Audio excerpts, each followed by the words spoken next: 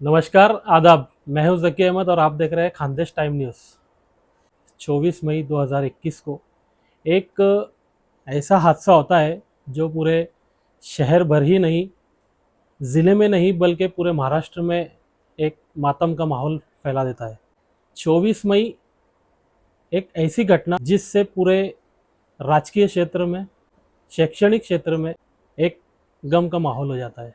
जी हाँ, मैं एक ऐसी शख्सियत की बात कर रहा हूँ जो कि पिछले 24 मई को एक हार्ट अटैक से, दिल के दौरे से इस दुनिया से चले जाते हैं। उनका नाम है डॉक्टर अलहाज अब्दुल गफ्फार मलिक, जो कि राजकीय क्षेत्र में भी अपनी एक ऊर्जा रखते हैं। आज उसी के विषय में हम थोड़ी सी बातचीत करने पर, क्योंकि आज ही 24 मई को उन्हें आज 4 साल पूरे हुए, उसी सिलसिले में एक, जिसे कहेंगे एक याराना, एक बचपन का दोस्त जो उनके साथ एक साये की तरह रहे हैं, हमारे साथ मौजूद है डॉक्टर अलहाज अब्दुल करीम सालार साहब। सर, क्या कहना चाहोगे पहले आपकी मुलाकात और आपका एक बचपन उनके साथ कैसा बीता? 4 साल हो गए ये आप कह रहे हैं, लेकिन ऐसा लगता है गफ्फार भाई अभी हम में मौजूद थे। तकरीबन 51 साल हम लोग साथ में काम किए। बचपन कांटा फाइल में गुजरा। वो दौर की ज़िंदगी कुछ और थी, और जो माहौल था 1970 का, वो हमारी दोस्ती का एक ज़रिया बना। हम साथ में यहाँ रहकर भी साथ में नहीं मिलते थे। थोड़ा हमारा ग्रुप अलग था, उनकी लाइन अलग थी। 70 के फिसाद में हमने महसूस किया कि हमें जो कौमियत जिन लोगों में नज़र आती थी, तो वो क़ुर्बत का ज़रिया बनती थी, और वही ज़रिया हमारी दोस्ती का बनी। उस दिन से लेकर जब तक वो इस दुनिया में रहे, हमारे ताल्लुकात रहे। कुछ बीच में उसके अंदर नशीब व फराज भी आए, और ज़माने का दस्तूर है, किसी का अच्छा ताल्लुकात या कारोबार या दोस्ती हो तो इस तरह के हासिदीन करते रहते कुछ ना कुछ अमल। मगर गफ्फार भाई भले ही तालीमी एतबार से कोई बहुत ज़्यादा पढ़े लिखे नहीं थे, मगर कॉमन सेंस बहुत था उनका। मैथ, जो बीएससी मैथ है, वो भी इतनी जल्दी काउंटिंग नहीं कर सकता था जितनी गफ्फार भाई करते थे। बेबाक बोलने से कभी पीछे नहीं हटते थे। उनको ये भी नहीं लगता था कि इसका रिएक्शन क्या होगा। हम भी कभी कभी उनको समझाते थे कि ज़रा डायरेक्ट इस तरह भी आप एकदम मुँह पर ही सब कुछ मत बोलो, थोड़ा एहतियात करो। तो बोले यार, मेरे दिल में जो बोल देता हूँ। तो उनके चेहरे पे उनके दिल में क्या नज़र आता। आज के इस मक्काराना दौर के अंदर लोगों के दिल में क्या रहता है वो चेहरे पे नज़र नहीं आता, वो उसको छुपा लेते हैं। लेकिन गफ्फार भाई के दिल में जो था वो ऊपर से नज़र आता। जनाब की अकेली तनख्वाह के ऊपर इतने बड़े घर का चलाना मुश्किल था। गफ्फार भाई की परेशानी, 1 महीना मीसा के दौर में वो मेरे पुराने वाले घर में रहे, और फिर वहाँ पर किसी ने खबरी की, और 1 महीने के बाद में फिर उनको वहाँ से अरेस्ट किए। गफ्फार भाई की ज़िंदगी जिस उतार चढ़ाव से गुज़री, वो एक बहुत प्रैक्टिकल ज़िंदगी है, और उनकी ज़िंदगी को देखकर मैंने बहुत कुछ सीखा कि उनके अक़रबा में भी ऐसे लोग थे जो उनके लिए जान देने को तैयार है। गफ्फार भाई की एक ख़ास बात थी कि वो एक समझने वाला मिजाज रखते थे। वो बेचैन थे। उनका थोड़ा सा जो उस वक़्त का जो बैकग्राउंड था, वो हमारी जो कंपनी थी उससे हटकर था। लेकिन ये उनकी जुर्रत है कि वो अक्सर कहते थे कि मेरी ज़िंदगी में जो बदल आया वो मेरे दोस्तों ने लाया। अच्छा। मेरे दोस्तों की मोहब्बत और मेहनत से आज मेरी ऐसी ज़िंदगी होगी कि मैं 2-2 बार हज कर आ गया। तो ये एक्सेप्ट करना बहुत बड़ी बात। ये होता है दोस्त। उम्र में मुझसे बड़े थे, लेकिन हर मशवरे में मुझे वो इज़्ज़त देते। मुझे खुशी है कि गफ्फार भाई ने जितनी मुसीबतें अपनी ज़िंदगी में देखी, उसके बाद एक माली एतबार से, समाजी एतबार से, पॉलिटिकल एतबार से उनको ज़िंदगी में अल्लाह ने और नवाजा। जहाँ तक तालीम के फील्ड का मामला है, तो एंग्लो उर्दू हाई स्कूल में जब चेंज आया और बरसों पुरानी बॉडी बदली गई, तो इस्माइल साहब प्रेसिडेंट थे, तो मैंने उनसे रिक्वेस्ट की कि गफ्फार भाई को आप स्कूल कमेटी का चेयरमैन बनाइए। तो उन्होंने कहा कि अब्दुल करीम वो संभाल लेंगे। मैंने कहा मैं जानता हूँ, वो पढ़े लिखे कम है लेकिन एडमिनिस्ट्रेशन अच्छा है उनका। और वहाँ से गफ्फार भाई इस तालीमी फील्ड के अंदर आए। यानी हम चाहते थे कि भाई ये तालीमी फील्ड में भी आए, हमारे साथ भी काम करे। तो अल्लाह का करम हुआ कि अल्लाह ताला ने उनको ये मौके दिया। दादा के साथ हमने बरसों तक काम किया, वो भी नगर सेवक रहे, वो कंस्ट्रक्शन कमेटी के चेयरमैन भी रहे, मैं भी डिप्टी मेयर रहा, मैं भी नगर सेवक रहा। काटा फाइल के अंदर जो सबसे बड़ा तग़य्युर आया कि वेश्या हटाओ जो मूवमेंट थी, जब मैं आर्मी लाइफ से, मेरठ से, दिल्ली से जब भी आता था तो हम मिल के बैठ के यही बात करते थे कि हमारे मोहल्ले को जिस नज़र से देखा जाता है, एक अलग नज़रिया है लोगों का देखने का, तो कैसे किया जाए। तो फिर हमारी पूरी जो कंपनी थी, जिसमें शफी पेंटर हमारे बहदी थिएटर बंद करने के लिए जो कारणीभूत ठहरे, और हमारा पूरा तबका, बशीर पटेल है हमारे जो है, तो मतलब बहुत सारे अजीज़ थे, यूसुफ भाई थे, ऐसे बहुत लोग हमारे साथ के थे। और वहाँ से जब वेश्या हटाओ मूवमेंट हुई और 1 महीने का अल्टीमेटम देकर जब वेश्या व्यवसाय बंद हो गया, बहदी थिएटर बंद हुआ, काटा फाइल साफ़ हो गया, मैं समझता हूँ कि गफ्फार भाई हो, मैं हूँ, मेरे वो तमाम साथी हैं जिन्होंने इसमें जो काम में हिस्सा लिया, शायद हमारे लिए मग़फ़िरत का सामान बने। कि अभी तो एक व्यक्तिक उनकी जो ज़िंदगी थी आपके साथ में, जो उनका बिताया हुआ पल था, वो आपने बताया। एक उनका राजकीय क्षेत्र में, जैसे आप डिप्टी मेयर मतलब पूर्व उप महापौर रह चुके हैं, तो वो भी नगर सेवक से शायद उनका शुरुआत हुई थी। तो कौन से ईयर में, कौन से सन में वो आए थे और कैसा वहाँ का एक माहौल था? 84 तक के तो हम लोग सब फिसादात की नज़र रहे।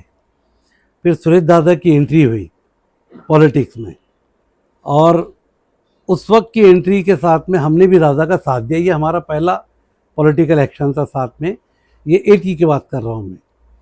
और दादा उसके बाद में फिर आमदार के लिए खड़े हुए, उनका हमने साथ दिया।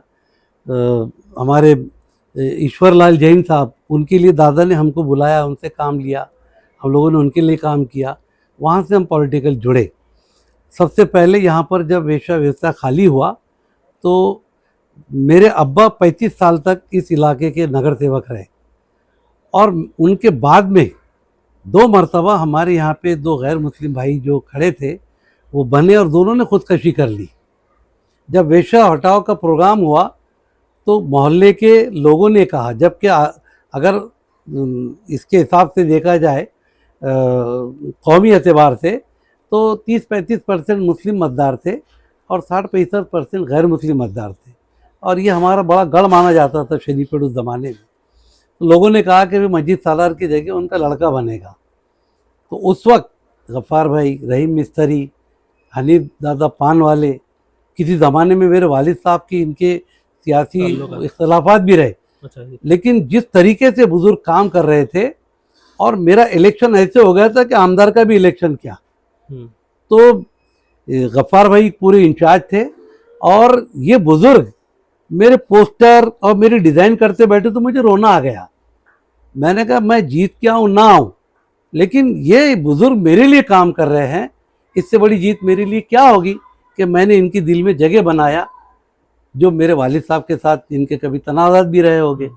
तो गफ्फार भाई की क्वालिटी काम की, काम कराने की, और थोड़ा उनका जो दबदबा था, तो उसके लिए उनको भी यहाँ पर जब नए वार्ड रचना हुई तो वो माहौल जो था 65-35 का, वो बदल कर वो 90-10 का हो गया।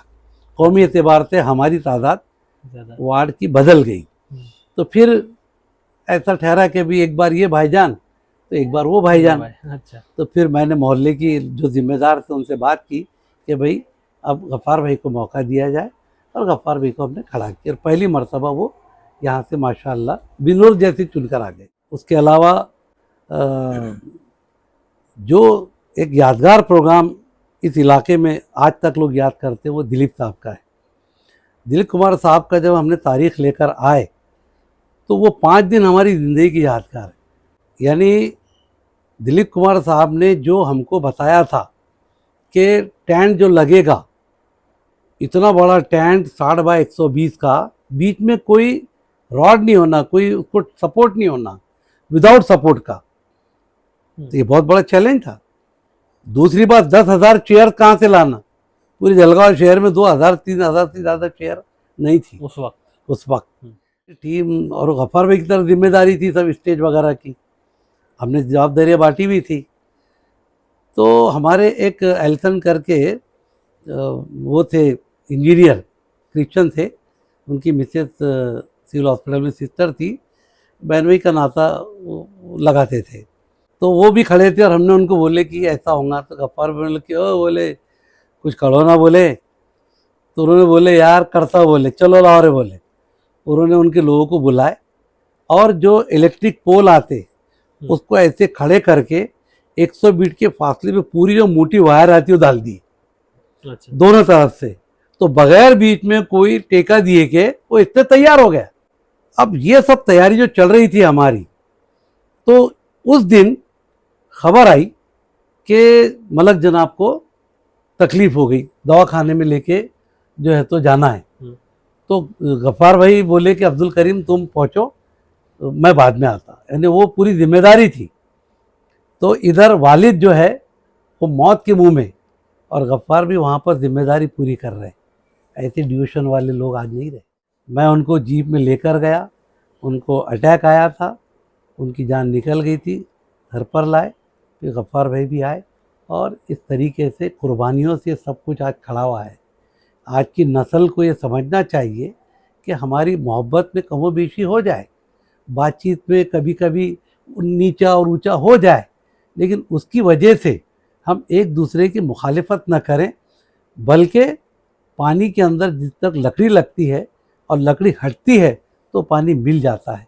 इस तरीके से गफ्फार भाई का स्वभाव था। कहीं पर भी हमने देखा कि उनके हर एक भाषण में, हर एक जो है तो उनके वाक्य में कम से कम 2 शेर तो जरूर रहते थे। हाँ। लेकिन मैंने तब भी देखा था कि हम जब उनसे एक बाइट या कुछ मतलब मीडिया के ताल्लुक से अगर बातचीत करें तो वो शेर शायरी के अंदाज में हमको उसका जो है तो जवाब देते थे। सबसे बड़ी और सबसे अहम चीज़ अगर उनके पास थी तो वो थी याददाश्त।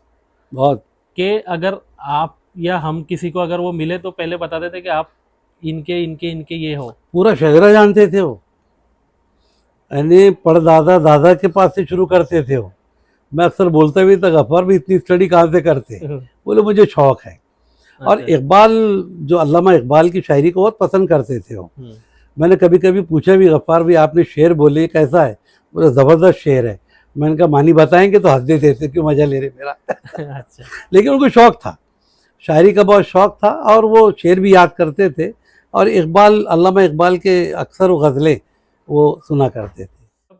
ये खबर आपको मिली कि 24 मई को कि अब्दुल गफ्फार मलिक साहब जो है तो इस दुनिया में नहीं रहे, उस वक्त आपके मन पर और आपके दिल पर क्या बीती थी? शाहू नगर के जो पठान हैं उनकी अम्मा का इंतकाल हुआ, तो हम लोग दोनों मैयत में वहाँ जाने के लिए निकलने वाले थे। मैं गाड़ी में बैठा तो मुझे भाई ने कहा कि गफ्फार भाई को लेकर कार लेके कुछ बच्चे दवाखाने में भागे। मतलब अच्छा। क्या हो गया? वो तो अभी ये हम लोग मैयत में कब्रिस्तान में जा रहे थे साथ में, वो उधर से पहुंच रहे थे, मैं इधर से पहुंच रहा, नहीं बोले अटैक आया। कहाँ लेके भागे? मालूम हुआ कि ऑर्किड में लेकर गए। जब मैं वहाँ पर पहुँचा, जब मैंने गफ्फार भाई को देखा तो मेरा जो मेडिकल लाइन का मेरा पूरा तजुर्बा है, मुझे लग गया कि गफ्फार भाई हमें नहीं रहे। अब मैं अगर ज़रा सा भी रो दूँ या मेरी आँख में आंसू आ जाए तो पूरे परिवार के लोग, मोहल्ले के लोग, बहुत बड़ा मजबूर, वो मेरे चेहरे को देख रहे थे कि मेरा रिएक्शन क्या है। मेरे लिए बड़ा आजमाइशी लम्हा था वो। मैंने अपने पूरे आंसू को कंट्रोल किया और डॉक्टर से कहा कि डॉक्टर करो, जो कर सकते करो, मैं लिख के देता, जो करेंगे आप करो, मशीन लगाओ, कुछ भी लगाओ, कोशिश करो। तो सबको लगा कि भी मैं कोशिश कर रहा हूँ। जब थोड़ी देर के बाद में, जब डॉक्टर तो पहले इशारा कर चुके थे, फिर उन्होंने मुझसे बुला के कहा कि करीम भाई क्या करते? तो मैंने कहा अभी ज़रा खामोश रहिए, ये सदमा अभी सच को समझने के लिए कोई तैयार नहीं है। फिर एक तरफ मैं वहाब को, एजाज को, नदीम को, फैसल को, बच्चों को एक तरफ लेकर गया और वहाँ उनसे बोला कि क्या करते, क्योंकि कुछ भी करके ऐसा लग रहा है कि फ़ायदा नहीं है, तो मुझे ऐसा लगता है कि अपन ने कुछ फैसला करना चाहिए। अल्हम्दुलिल्लाह बच्चों ने कहा कि भाईजान आप जैसा बोलेंगे वैसा, तो मैंने कहा अपन अब इनको घर लेके चलते हैं। उसके बाद में फिर एकदम गम का माहौल हो गया, और वो खिड़की में खड़े थे, तैयारी कर रहे थे कि वहाँ कब्रिस्तान में जाना है। जो पठान था, जो है वो तड़ी पठान, वो राष्ट्रवादी का कार्यकर्ता था, तो उसकी माँ की मैयत में जाने की तैयारी कर रहे थे, और बस अचानक वो खोला। वो जो मैसिव अटैक आया उनको वहाँ पर, वो बर्दाश्त नहीं कर सके, और इस तरीके से गफ्फार भी हमसे चले गए। तो ये थे डॉक्टर अब्दुल करीम सालार साहब, जो गफ्फार मलिक साहब के एक बचपन के दोस्त थे, और जिन्होंने हमको मालूमात दी कि उनका बचपन कैसा गुजरा, किस तरीके से वो सामाजिक और शैक्षणिक और राजकीय क्षेत्र में आए, और आखिर में उनका जो है तो 24 मई 2021 को इंतकाल हुआ। तो ये एक गम भरी कहानी, ये हमको सुनाने का मकसद एक ही है कि ऐसे भी लोग और ऐसी भी शख्सियत जो है तो हमारे बीच से जा चुकी है, कि जिससे हमें इंस्पिरेशन लेना चाहिए कि इन्होंने अपनी ज़िंदगी किस तरीके से बिताई। आज का माहौल देखते हुए आज की जो जनरेशन है, उनको ये देखना और सोचना समझना ज़रूरी है कि वो हमारी ज़िंदगी कैसे बिताए।